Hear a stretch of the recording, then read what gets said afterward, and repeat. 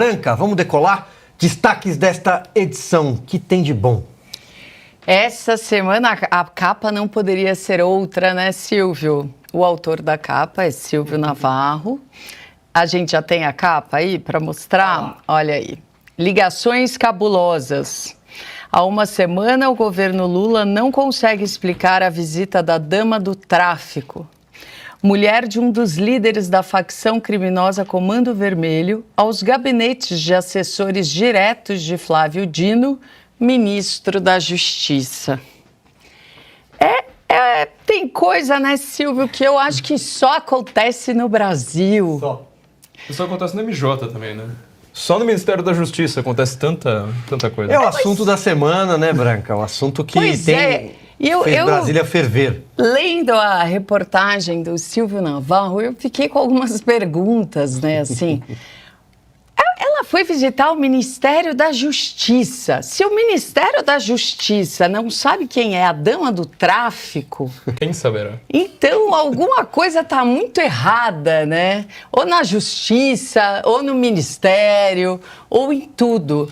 E o que será que eles conversaram? Eu fiquei pensando. E também, vendo todos esses acontecimentos, lendo a reportagem, em uma das ocasiões que ela foi para Brasília, porque ela foi em mais de uma ocasião, a passagem foi paga por nós, por vocês que estão assistindo.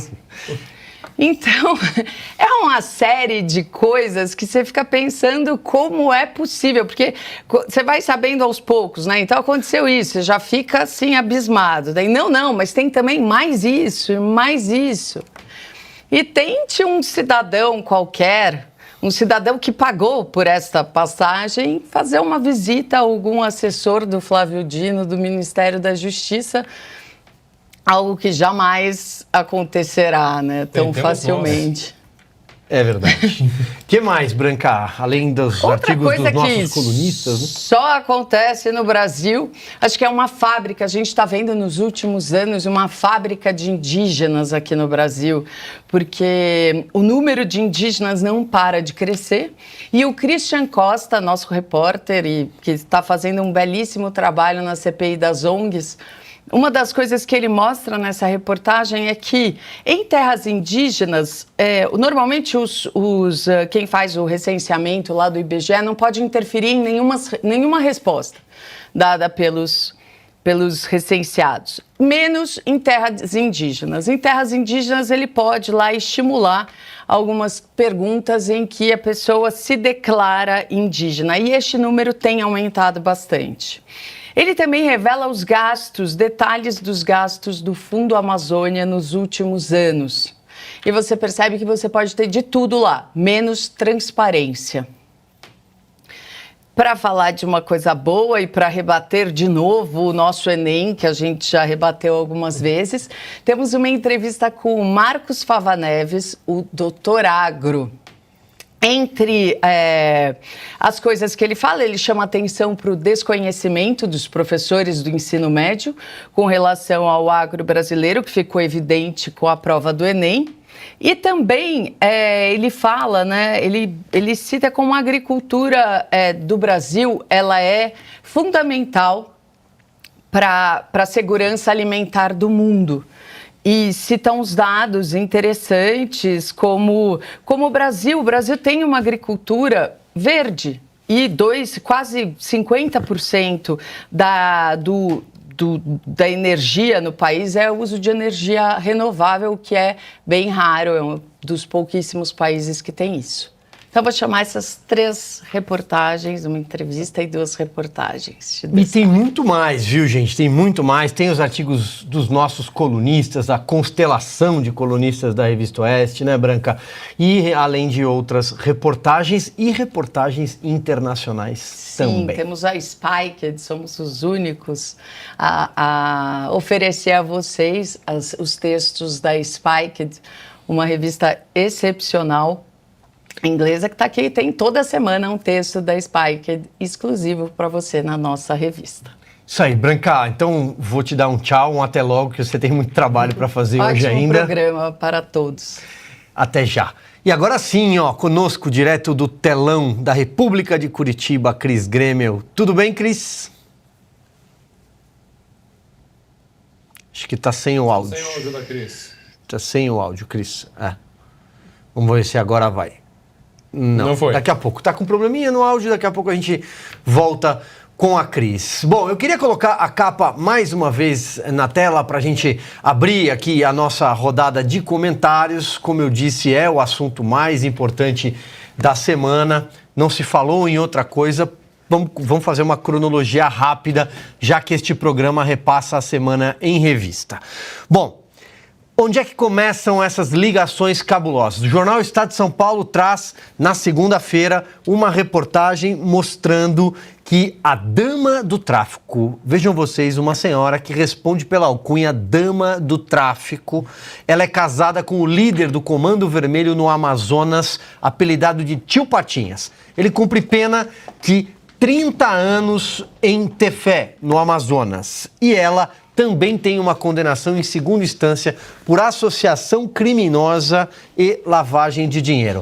Esta senhora, com a ajuda de uma ex-deputada do PSOL, chamada Janira Rocha, conseguiu passe livre no Ministério da Justiça e Cidadania. Em que país do mundo, senhores, uma mulher que é casada com um traficante, líder de uma das maiores facções do Brasil, entra pela porta da frente do Ministério da Justiça e é recebida não uma, mas 2 vezes por 4 assessores do segundo escalão do Ministério no Brasil.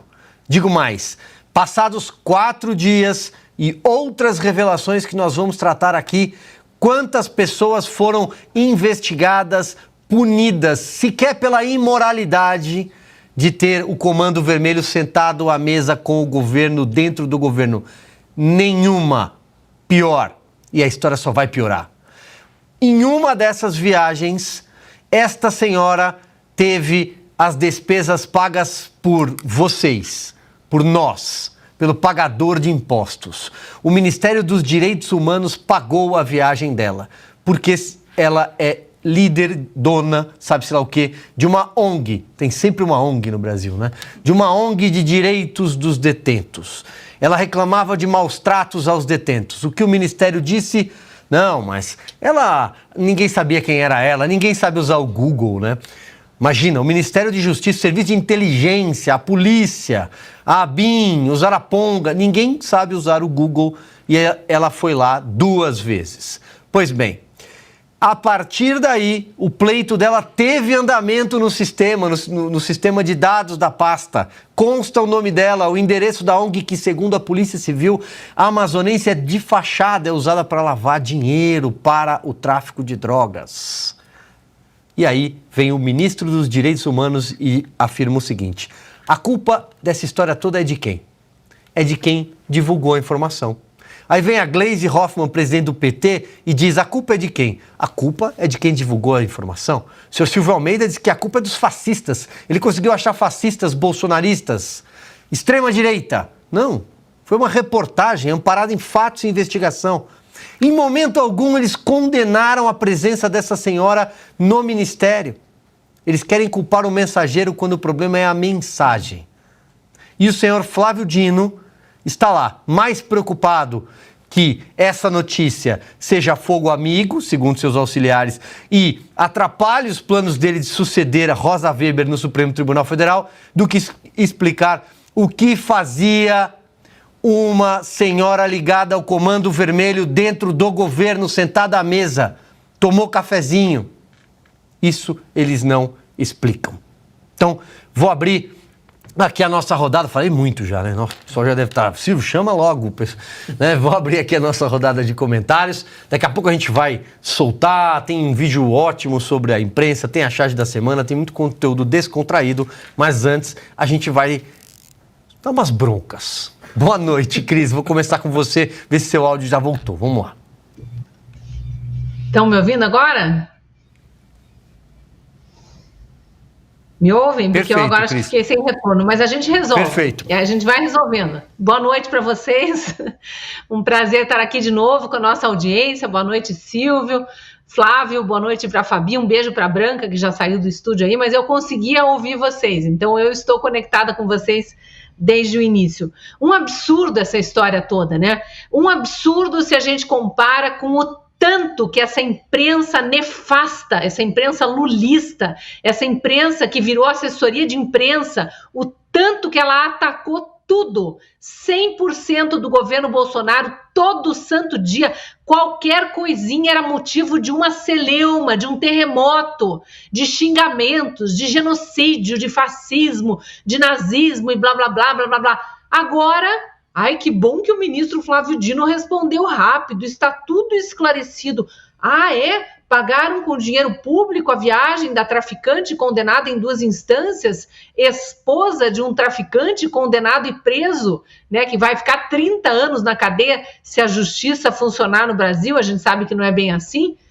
Ah, mas tudo bem, já está explicado. E aí, como você disse, Silvio, Gleice, o ministro Silvio Almeida, todo mundo fazendo mimimi na internet. Ai, a extrema-direita está fazendo, a extrema-direita bolsonarista está fazendo uma tempestade em copo d'água.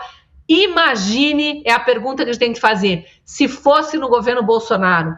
Imagine como estaria o Brasil hoje, 2, 3, 4 dias depois dessas denúncias. Imagine, Silvio Almeida fazendo isso. Os próceres da extrema-direita brasileira não têm compromisso com a verdade nem com o Brasil. Mas escute, querido ministro, foi a sua convidada de honra que falou na internet, também se vitimizando, aliás. Já vai ter vídeo mostrando. Também se vitimizando. Foi ela que falou que foi o ministério, que foi o governo Lula que pagou a passagem dela. Como assim? A extrema-direita, próceres da extrema-direita brasileira, que não tem compromisso com a verdade. Então vá cobrar da sua convidada, ela é que disse que a passagem foi paga pelo senhor, pelo seu ministério, e nós sabemos que com dinheiro público, que não é público, né, é nosso, é dinheiro do pagador de impostos. Então é tudo muito absurdo, Silvio, é surreal para dizer o mínimo, mas é assim, como vários analistas sérios falaram essa semana, se fosse em qualquer outro país do mundo, uma democracia de fato, eu ia dizer outra democracia, lembrei que nós não estamos numa democracia. Se fosse numa democracia de fato, numa república com R maiúsculo, né, que cuida da coisa pública, que ouve o povo, porque todo poder emana do povo, que é pautada pelo Estado de direito, coisa que não existe mais no Brasil, esse governo já tinha caído, já tinha renunciado. Há países do mundo em que, por muito menos, políticos se suicidam, porque não tem vergonha, não tem coragem de encarar a opinião pública. A gente não quer que isso aconteça, mas que pelo menos reconheçam que o erro foi deles e não de quem critica, né, ministro Silvio Almeida? É o mínimo que se espera, e corrijam os erros, deem novos rumos e, aliás, demitam quem recebeu esta criminosa condenada em 2 instâncias como se fosse uma porta-voz aí de parte da sociedade. Ela se diz porta-voz dos presos, a gente sabe que são dos presos do Comando Vermelho, né? E os presos precisam sim de defensores de direitos humanos, porque a gente sabe, agora mais do que nunca, como eles têm sido tratados no Brasil, porque a gente teve 2.000 presos ilegais que saíram da cadeia já, 52 continuam lá, mas tem 2.000 que foram presos e depois de muito sofrer, saíram contando todos os absurdos, inclusive recebem rato na marmita do almoço ou do jantar, além de cacos de vidro e muitas outras coisas. Então, isso precisa ser respeitado para criminosos ou para inocentes presos como os do 8 de janeiro. Então tem que ter um representante dos direitos humanos, mas uma traficante condenada, Silvio Almeida, leva outras pessoas para falar pelos presos, vai? É exatamente isso, e exatamente esse ponto, Cris, que eu vou trazer aqui. Olha só, eles estão culpando os fascistas bolsonaristas, vilões, a imprensa, como eu disse, o mensageiro, porque o problema deles é a mensagem. Então vamos tirar de cena o portador da má notícia. Mas olha quem trouxe a informação. Aperta o play aí, Gadelha, vamos lá. Fui a Brasília recentemente, como postei nas redes sociais.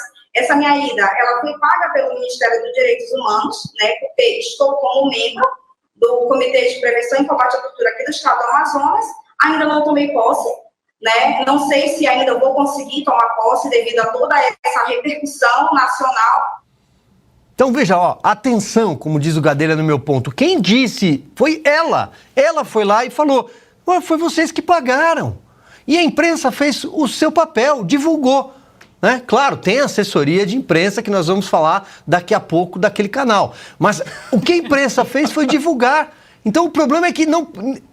Olha, eu vou passar a bola aqui, mas é a indignação.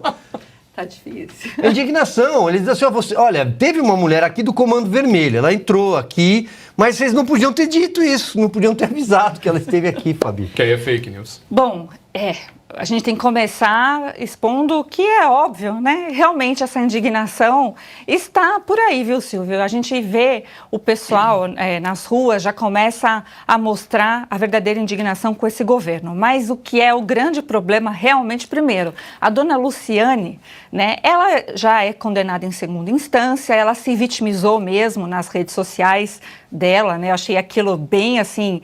Não dá para falar, porque eu vi também, como você falou, aquele canal lá que é a assessoria de imprensa, né, do governo Lula, já estava falando, não é da 3 letras, é a outra.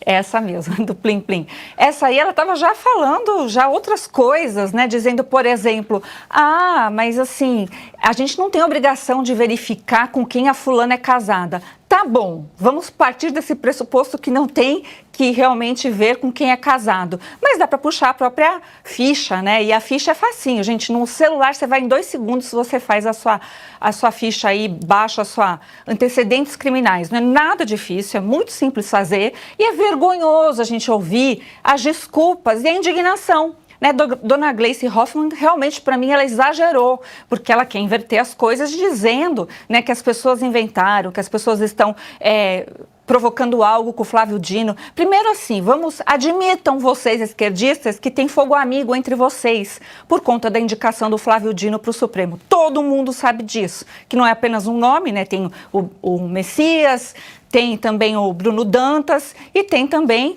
né, o Flávio Dino. E a gente sabe também que ainda falta a indicação da PGR. Então, tudo é política. Agora, gente, dadas as circunstâncias, porque até anotei aqui, né, o marido dessa senhora, que está aí na tela, está lá no presídio de Tefé, Amazonas. Por que será que ela foi lá? Para defender algo, né, que não pode ter tortura? Talvez, mas eu posso pelo menos suspeitar e presumir que essa senhora foi pedir para que o marido dela não fosse transferido para um presídio federal? Essa é uma dúvida, né? Eu não sei, porque afinal de contas a gente não sabe mais como é que lida com as coisas desse desgoverno.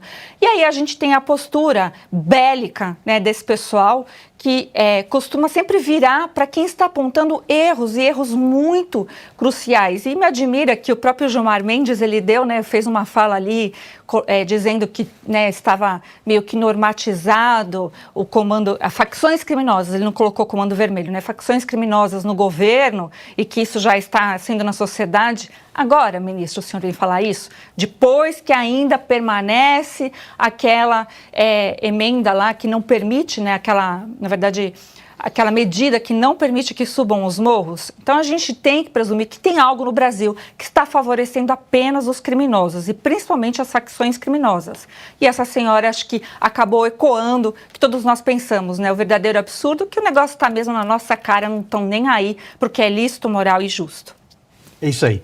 Flávio, vamos fazer aqui uma analogia rápida, né? Bom, você tem lá a sua lojinha, né? E aí você descobre que um funcionário seu, de confiança seu, por exemplo, estava roubando o caixa da loja ou fez algo de muito grave, muito errado, levou pessoas que não poderia levar para dentro da sua loja.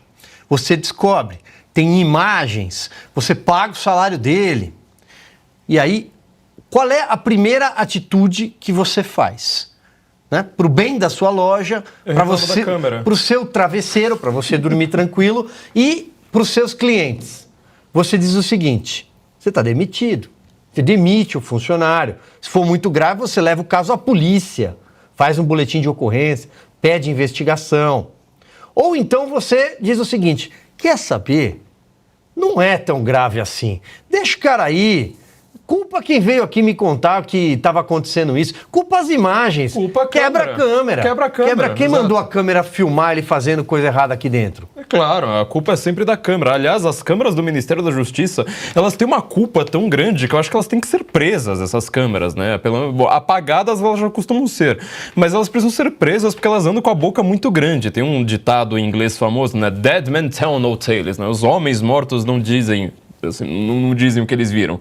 As câmaras do Ministério da Justiça, idem. Eu tinha comentado aqui, não sei se foi no programa passado ou no retrasado, que o Flávio Dino alegou como desculpa para ter apagado tudo ali do Ministério da Justiça que não há criminosos dentro do Ministério da Justiça. Ora, ele não é uma pessoa que tenha a mínima capacidade dentro desse processo para alegar isso. Eu não estou falando nem da capacidade moral, que eu já discordo radicalmente, mas eu estou falando dentro de um processo, nós estamos querendo investigar se há criminosos dentro do Ministério da Justiça. O Flávio Dino, ele é um investigado, ele não é um investigador. Alguém precisa explicar isso pra ele. Você é réu nessa questão. Você é que precisa provar, sabe? Uma alegação sua, ela não vale como juízo. Tá? Então, assim, essas câmeras, elas estão parecendo aquela piada que todo brasileiro conta sobre o sofá, né? O cara vai lá, chega em casa, pega a mulher com o outro, vai lá e fala assim, mas a culpa foi do sofá, né? Joga o sofá lá no meio do mato e fala assim, nunca mais vou ver minha mulher pegando com outro homem nesse sofá. Agora, eu quero fazer uma leve discordância aqui do que vocês estão falando, todos vocês, porque assim, né, estamos tratando isso aqui como se fosse o fim do mundo, né? Ora, tem uma mulher, né, chefona do tráfico ali no Ministério da Justiça. Isso é uma coisa que deveria nos indignar, mas peraí, vamos lá. Nós já financiamos todas as ditaduras do mundo. Pensa numa ditadura desgraçada com um ditador que você precisava ver enforcado. O PT, o governo do PT, financia essa ditadura. Ele faz acordos comerciais com essa ditadura e ele fortalece o regime dessa ditadura. A nossa política, por exemplo, financia a Venezuela. A Venezuela é uma ditadura. Obras do Odebrecht foram feitas na Venezuela. A Venezuela, por sua vez, ela financia o Hezbollah, ela financia o Hamas. Olha os dados lá da inteligência de Israel, você vai ver que a grande questão do petróleo do Hezbollah, quem é o maior negociador é a Venezuela. E nós estamos aqui financiando a Venezuela, já estamos no 5º governo, tá, que financia a Venezuela. Nosso comércio também financia o Irã. Você lembra do Irã? Aquele Irã lá que apedreja a mulher que eles consideram que tenha traído o marido morto, por exemplo. Lembra do caso da Sakineh, que estava sendo apedrejada, enquanto que a Dilma estava aqui, né, com aquele discurso, é a vez da mulher, agora é o feminismo no Palácio do Planalto, aquela papagaiada toda. Ela não disse uma palavra sobre a Sakineh. Passa direitos humanos na ONU. Exato, né? E aí cria o Ministério das Mulheres, aquela coisa lá pra todo mundo falar, oh, nossa, né, agora eu me sinto representado. Estão lá apedrejando mulheres, estão lá enforcando os gays, estão fazendo tudo isso. Por que o PT faz isso? Ele faz isso para financiar o regime. Não é igual, por exemplo, o Trump negociando com a Arábia Saudita, que no dia seguinte faz as mulheres dirigirem na Arábia Saudita pela primeira vez. Não, é o contrário. Ele financia o Irã para que o Irã consiga ter um regime ainda mais capaz de financiar o terrorismo mundial, inclusive do Hamas, para conseguir construir uma bomba atômica, como Celso Amorim confessa num livro seu que tem o nome de Teherã, Ramallah e Doha. Ou seja, ele quer que Teherã tenha justamente uma bomba, tenha pelo menos um programa nuclear lá dele. Ele falou assim, você vai construir uma bomba ali? Eu não sei, mas eu acho que nós, aqui brasileiros, temos que nos empenhar e dar isso para o Irã. Nós financiamos as Farc aqui do lado, aquelas que passaram 30 anos cometendo todos os sequestros possíveis, tá? Então, assim, no final das contas, o que é uma dama do tráfico? Entendeu? Eu acho que ela é uma coisa de só menos importância. A grande questão aqui é a breguice, sabe? Porque, olha só, primeiro nome. Dama do tráfico. Imagina, né? Chegar lá no Ministério da Justiça, quem que você recebeu hoje? Aqui é a dama do tráfico. E ela foi convidada com nossa grana, tá? Para integrar o Comitê de Prevenção e Combate à Tortura do Estado do Amazonas. Aí vai lá, o Silvio Almeida fala assim, que essas pessoas não gostam de direitos humanos. Sabe o que é, Silvio Almeida? É que direitos humanos é uma palavra passe para defender bandido.